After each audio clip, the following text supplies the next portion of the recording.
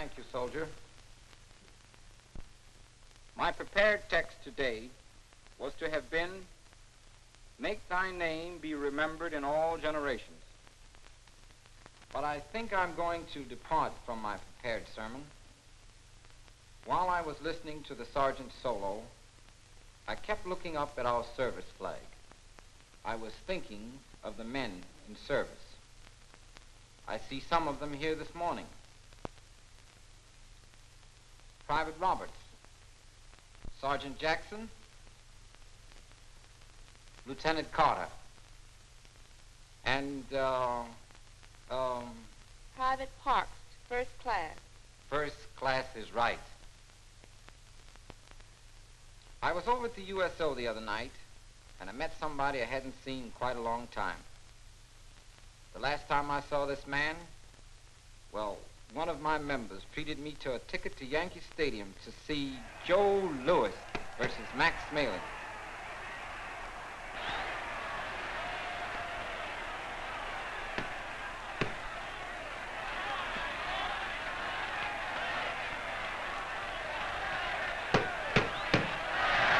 In 1 minute and 49 seconds, an American fist won a victory.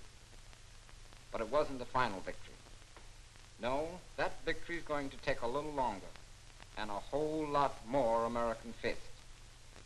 Now, those two men that were matched in the ring that night are matched again. This time in a far greater arena and for much greater stakes. Max Smaley, a paratrooper in the Nazi army. Men turned into machines, challenging the world. Joe Louis, training for the fight of his life. This time it's a fight not between man and man, but between nation and nation. It's a fight for the real championship of the world, to determine which way of life shall survive, their way or our way. And this time, we must see to it that there is no return engagement. For the stakes this time are the greatest men have ever fought for. And what are the stakes? The American stakes. The German stakes, the Bible of the Nazis, the gospel according to Hitler. I'm not going to read all of this, but there are one or two things in this book that will interest you. I quote, "What is denied to us, the German fist must take." If our forefathers had made their decisions by the same pacifist nonsense as the present day does, we would possess but a third of our existing territory. Further, he says, from time to time, the illustrated papers show how a Negro has become a lawyer, a teacher, perhaps even a minister. It never dawns on the degenerate middle-class America that this is truly a sin against all reason, that it is criminal madness to train a born half-ape until one believes one has made a lawyer of him. This book was written 20 years ago. The plan which it foreshadowed has become a reality. And the Nazis now instruct their disciples in terms such as these. We must strive by any means to conquer the world. Any methods are permissible. Lie, betray, kill. Kill and kill again. Kill the Slavs, the Russians, the Poles, the Czechs. Don't stop, whether you have an old man, a woman, a girl or boy. Kill. If we want to create our great German empire, we must exterminate everybody who stands against us. The liberty of the whole earth depends on the outcome of this contest. Americans have always guarded liberty. The seed took root in Boston. In that city is the Granary Burial Ground, 1660. Within this ground are buried the victims of the Boston Massacre, March 5th, 1770. The first to die in the Boston Massacre was Crispus Attucks. Long as freedom's cause the wise contend, dear to our country shall your fame extend. While to the world the lettered stone shall tell where Caldwell, Attucks, Gray, and Maverick fell. At Concord Bridge, Sam Craft and John Ferret helped to fire the shot heard round the world. At Bunker Hill, on June 17, 1775, gun belonged to Peter Salem, a colored man who carried it at Lexington, Concord, and Bunker Hill, and with it shot Major Pitcairn. And on Christmas Day, 1776, when all but the bravest hearts had lost hope, Prince Whipple took his place alongside those who pushed on. In the winter of '78 at Valley Forge, George Washington wrote, "Our soldiers have been a week without food. They are naked and starving. We cannot enough admire their unshakable patience and loyalty." Here Samuel Haynes, Salem Poor, and thousands of others left their bleeding footprints in the snow. In this war, the people of the New World won their independence. They joined hands, and 13 colonies became the United States. Then the people of the new republic began to build.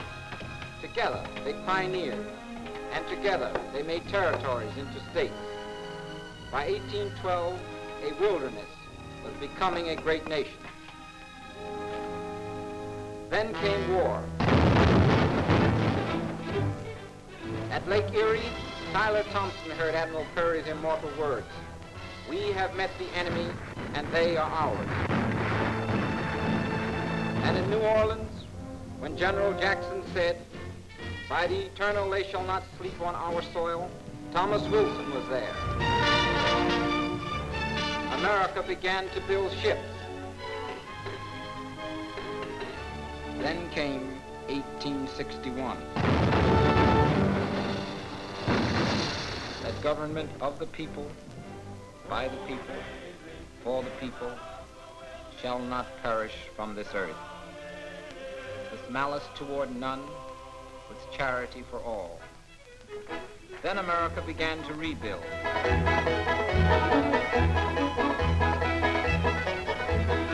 I've been working on the railroad, all the way from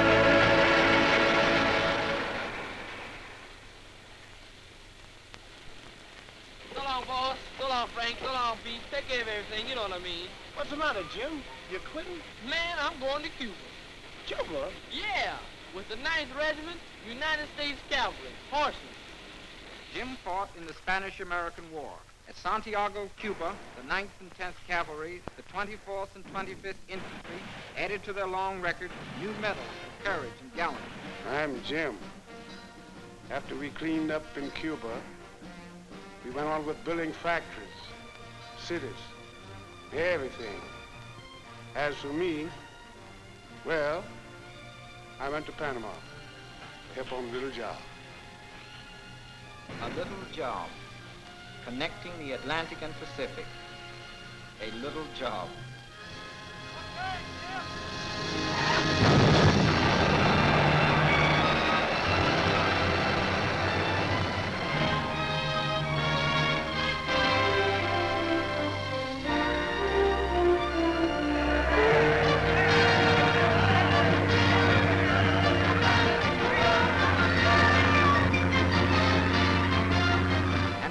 In France, Jim wasn't there, but his sons were.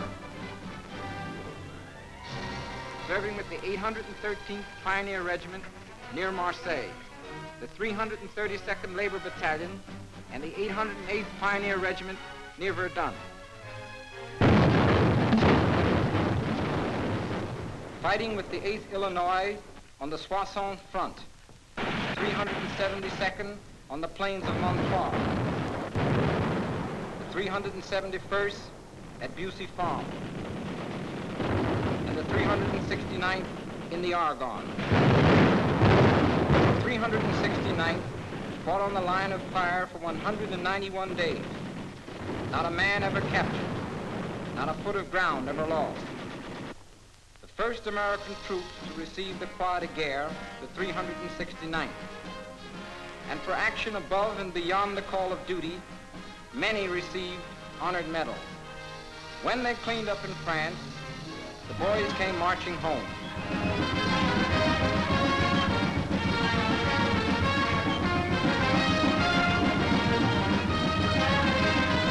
Among them was Henry Johnson, who with one companion, Needham Roberts, killed 4 and captured 28 Germans, for which the French nation decorated them for exceptional bravery. And there were those among the honored at Arlington: Samuel Washington, Walter Waters, William Fox, John Sims, Young, Charles Young, Colonel, United States Army. And to their memory, sermons in stone and bronze, tributes of a grateful nation, to commemorate the heroism and sacrifice of all colored soldiers who served in the various wars engaged in by the United States of America, that a lasting record shall be made of their unselfish devotion to duty. And in France, at Bussy-Farm, the French people erected a memorial to the 371st Infantry. This stone and the ground on which it stands are dedicated to the Negro troops who fought and died here on April 21st, 1918. 23 years later, on June the 15th, 1941, an invading German army... Yes, the Nazis destroyed our monuments in France, but our monuments here stand and will always stand. The founder of Tuskegee Institute, Booker T. Washington, 1856-1915. He lifted the veil of ignorance from his people and pointed the way to progress through education and industry. The late George Washington Carver, honored in the chemistry of agriculture, and the men and women building the monuments of tomorrow. Law, elected judge of New York City courts, serving his second 10-year term. Explorer, the only other American with Admiral Peary when our flag was planted on the North Pole. Medicine, leading New York City surgeon. Father of the blues, financier and publisher, contributing to the war bond drive. Education, principal of a New York City public school.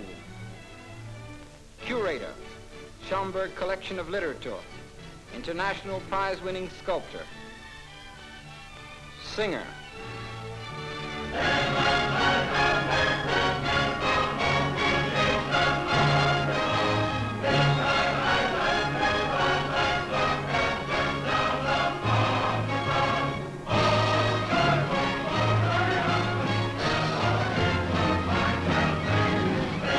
Men and women in every walk of life, all trained and educated in schools like Howard will shine tonight, Hampton will shine, Tuskegee will shine tonight, all down the line. Fairview will shine tonight, Old Fisk will shine. When the sun comes down and the moon comes up, our boys will shine. Rock, rock, rock, rock, rock, our boys will shine. Olympic Games have begun. The best athletes in the world have come to Berlin, and 51 nations are represented here today. The 6 fastest sprinters of the world are getting ready. Owens, America. Grossmeyer, Germany. And Metcalf of America. Owens is ahead. Strandberg and Grossmeyer fighting. Osendorf challenges Wyckoff. Metcalf comes up, but Owens wins in 10.3. Second, Metcalf, America. Third, Osendorf, Holland.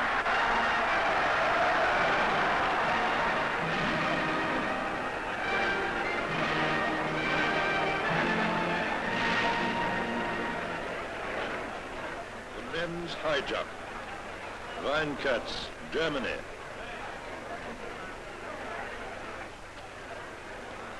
Now they all drop out. Tanaka, Japan.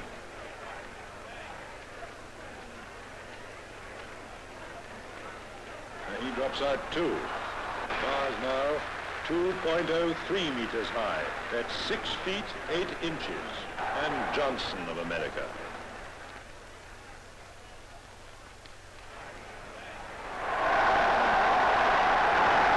First, Johnson, America, a new Olympic record of 6 foot 8 inches. Second, Al Britain, America. Third, Thurber, America.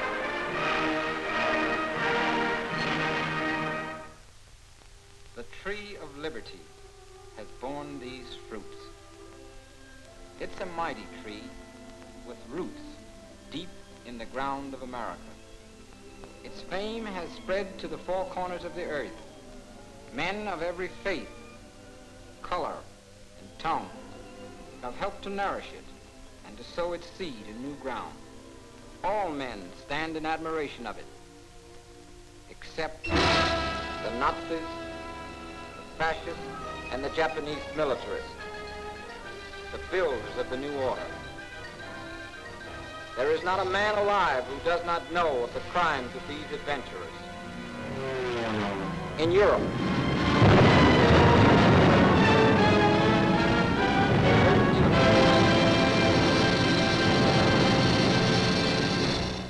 by order of the German Army High Command, thousands of innocent men, women, and children have been shot and hanged. In Asia, the Japanese Army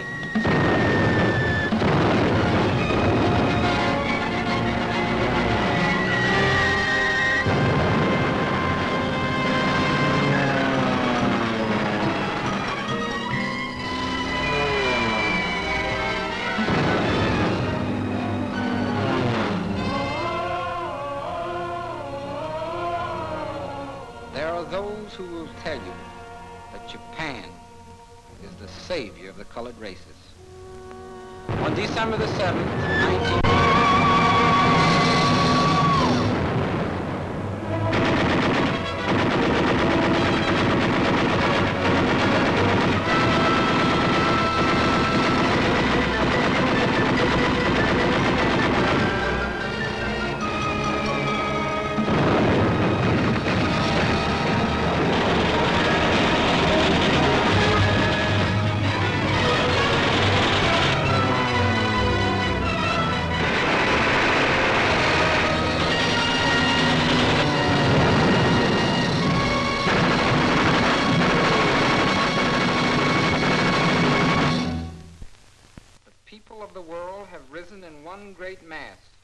to bring to justice the ringleaders responsible for these crimes. In America's Army, in every branch of the service, artillery, tank, quartermaster, engineer. Don't forget the infantry. Yes? My boy's in the infantry. He's up there, third from the left in the bottom row. I got a letter from him last night. He's an officer. Robert? Did he get to be an officer? Yes, he says so right here. Dear Mama, at last it's happened. I'm an officer, Lieutenant Robert A. Bronson, infantry. Don't it sound good? Of course, I haven't got my bars yet, but I'm on my way to officers' candidate school for 4 months. And if I pass the examination and graduate and get my commission, I'll be an officer. Now, I can do it, Mama. If I could go through those first 13 weeks the way I did, I can go through anything. That morning at the railroad depot, I didn't know which side was up, but misery sure loves company. When I said goodbye to you, I was laughing, but I wasn't tickled.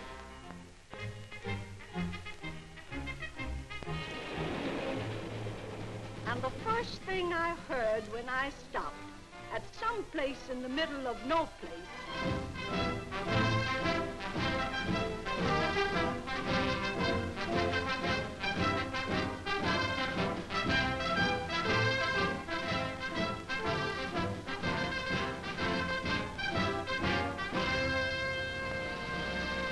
All right, men, on behalf of the United States Army, the reception center here at this camp, We're glad to welcome you here today and into the United States Army. We're glad to see all of your happy, smiling faces. Now, fellas, during the few days that you'll be with us here at this camp, you'll be converted from a civilian into a full-fledged soldier. You'll be interviewed by someone who will inquire into your past life before you came into the Army. You assisted a machinist on the construction of guns and gun parts? That's right. What machines did you operate?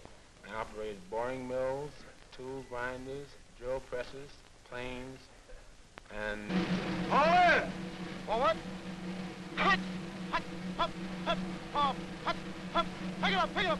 Company! Halt! Halt! But I don't want to give you the impression that it's only for religious services and advice that you can come to the chaplain. You can come to him at any time. For example, if you get in trouble with your girlfriend and she doesn't write you anymore, or you want to know how to propose, why, just come see the chaplain and he'll give you some advice. Or if you get in trouble with your first sergeant, you want to know how to handle him, just come around and see the chaplain and he'll give you some advice. Or if you're financially embarrassed, why, that's simple too. Just come around and see the chaplain and he'll give you some advice. Now, Chaplain Sherman has just told you how to get along in this man's army. It's my painful duty to tell you what'll happen to you if you don't get along. Regarding the salute, man, it isn't a form of civility. It's merely a form of recognition used between members of the military service.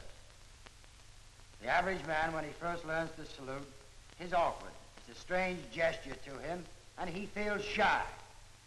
He usually sneaks his hand up in this manner and gives the broken-handed salute, or lowers his eyes gently like a shy maiden and salutes like that. When you salute an officer, stand erect like a soldier. Bring your hand up to your forehead in a military manner, tip of the forefinger above the center of the right eye. Now make sure your thumb is alongside your hand, because if it's out here, they may misconstrue it. Then cut the hand sharply to the side. Don't let it drop down like a dead fish. Hold it! Hold on! Sit down. Put your feet in the machine. 1L on a 10.5 Davis. Put your foot in here. Stand up now. Pick up both weights. Put the weights back. Sit down. Step down. Put your shoes on and go in the next room. Thanks. Hold it! Hold on! All right, men. Strip down completely. Put every piece of civilian clothing that you have into that barrack bag.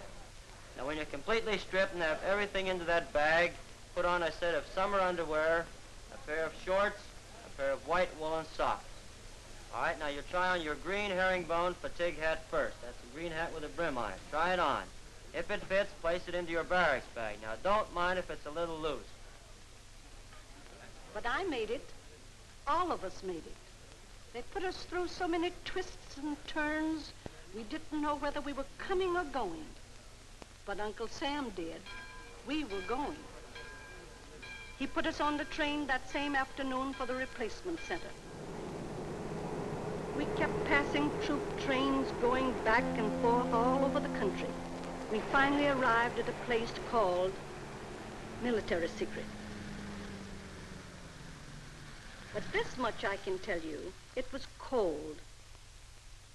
And even before we had a chance to thaw out, they had us in the school of the soldier. The sergeant gave it to us straight. You sleep in that bed, you'll make it. You wear them clothes, you'll wash them. You walk on that floor, you'll clean it. There's no servants here. You understand that? And I bet right now, Mama, I can make a bed better than you can. But before I had a chance to get the bed warm, there I was. In the beginning, the new hands were all feet. Right. Hey. Forward. Hold. To the rib. Hold. Left flank. Hold. Right flank. Hold. Rib. Hold. Rib. Hold. Hop. Hop. Hop. Hold. Rib. Hold. Left flank. Hold. Right flank. Hold. Rib. Hold. Rib. Hold. Rib. Hold. Hop. Hop. Hop. Hold. Hop. Hop. Then came the cross-country marching. Hold! Take a 10-minute break. Hold on! It was tough, hiking, drilling, KP, bivouacs, tent pitching, general orders.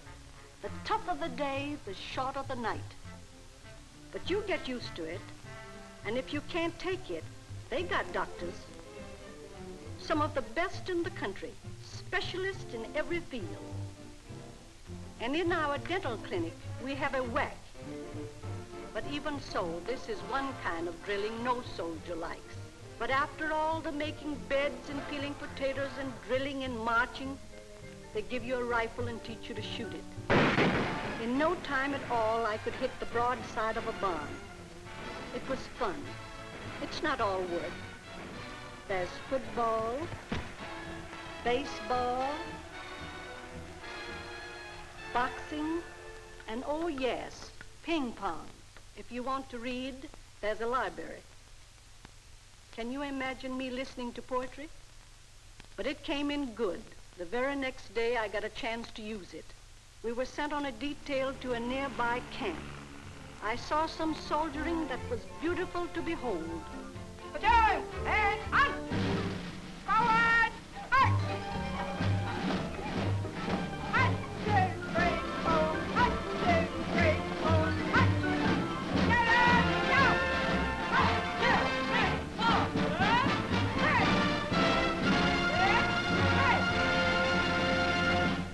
And you'd better tell Uncle Everett to quit joking about the wax. Because these girls have forgotten more about jeeps and trucks than he'll ever know, corporal or no corporal. And the next day was Saturday night.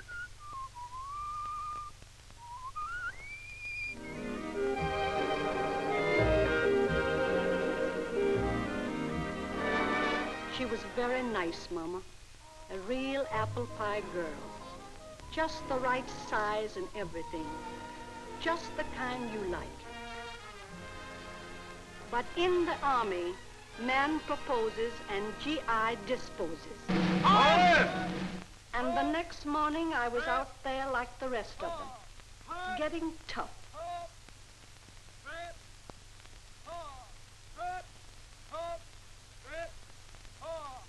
In this man's army, they want you to be tough. But tough. And I mean tough. And tough in the army means a good fighter who can stand up against a strong enemy and beat him to the draw. And after a hard week, a soldier welcomes a Sunday.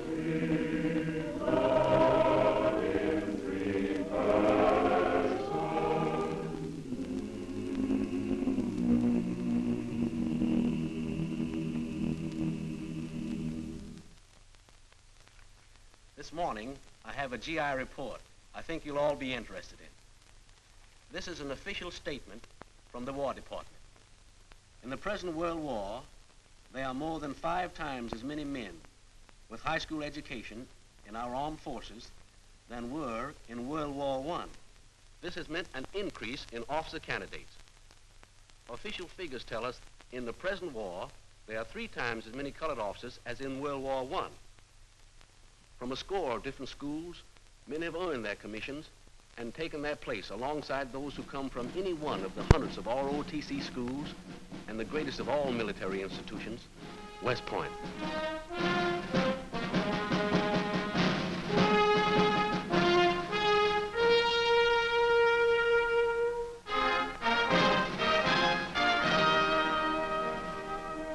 Mama, the next time you see me, I'll be wearing an officer's uniform.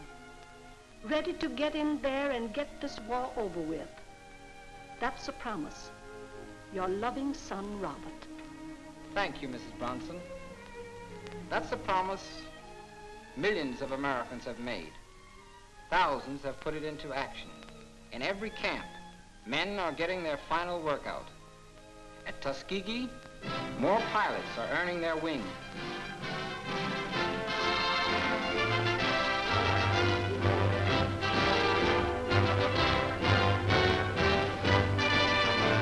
In a short while, these young officers will be full-fledged combat flyers, taking their place at the controls of our fighter planes.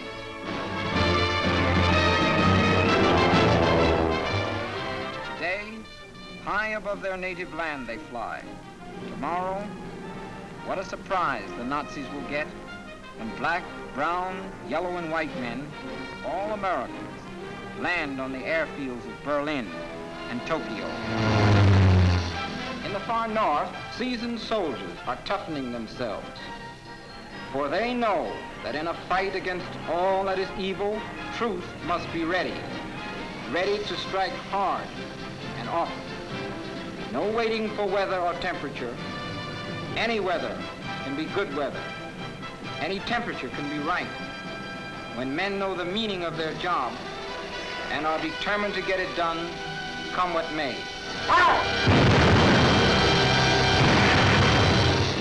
And the men we knew as tailors, printers, bricklayers, cooks, entertainers, carpenters, bellboys, school teachers, farmers, are today soldiers in a modern army.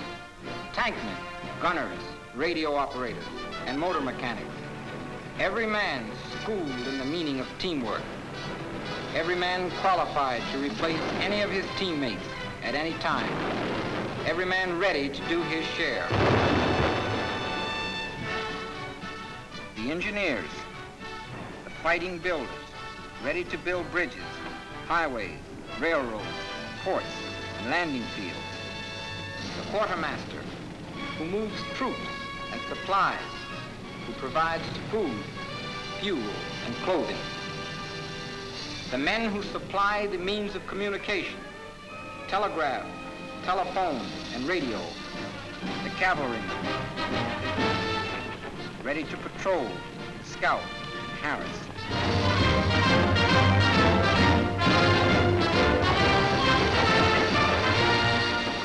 The tank destroyers, ready for swift and decisive action.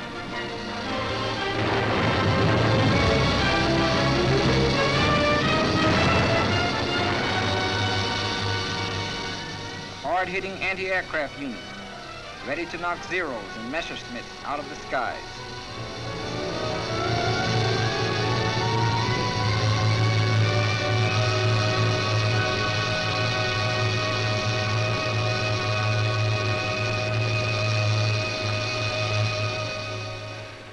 And the infantrymen, the backbone of the army. Order double, hit that water.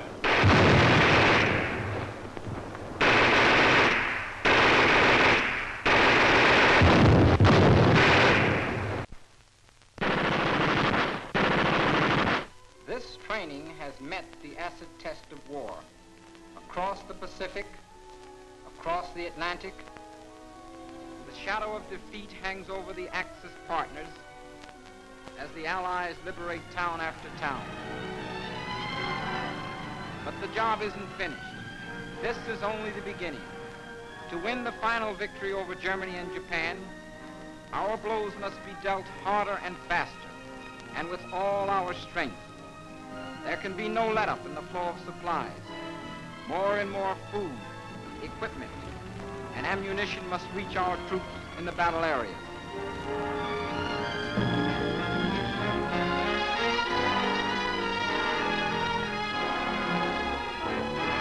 More airports, landing fields, docks, bridges, and roads must be built.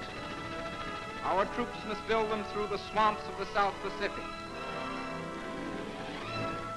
the snows of the far north,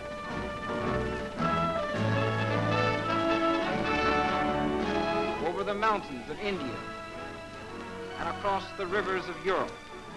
Build them in record time and under enemy fire. Build them right into the heart of Berlin and Tokyo.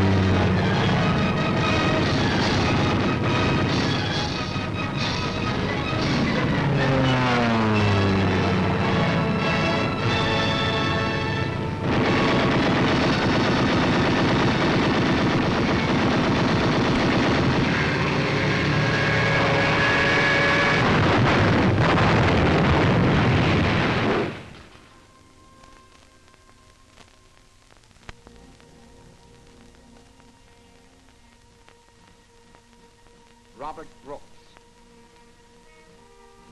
Colin Kelly, Meyer Levine, Dory Miller, soldiers who knew no fear, men who would defend even unto death the land of their birth, soldiers who believed in this great country. To the enemy, our country is something to destroy. Our homes, our right to worship God, our little belongings, something to crush, to shackle, to plunder. Oh God, we thank you for this land which our fathers have helped to build. Grant that we may, with your help, be worthy of this heritage, and in our turn, enrich it for our children, so that government of the people, by the people, for the people, shall not perish from this earth.